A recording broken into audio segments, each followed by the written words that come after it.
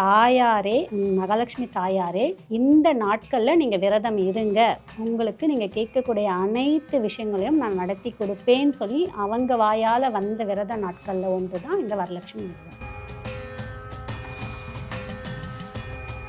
எல்லாரும் நல்லா ஞாபகம் வச்சுக்கணும். அடுத்த வீட்டில் செய்கிறாங்க, தெரிஞ்சவங்க செய்கிறாங்கன்னு இந்த ஒரு வருடம் செஞ்சுட்டு அடுத்த வருடம் விடக்கூடாது.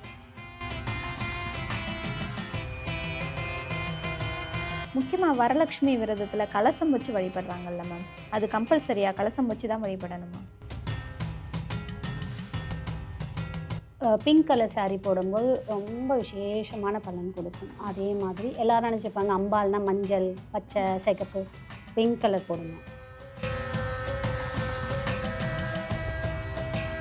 நீங்கள் நோட் பண்ணிக்கோங்க, இந்த வருடம் நீங்கள் இருந்ததை விட அடுத்த வருடம் இதை விட 3 மடங்கு உங்களுடைய பொருளாதாரம் உயரும்.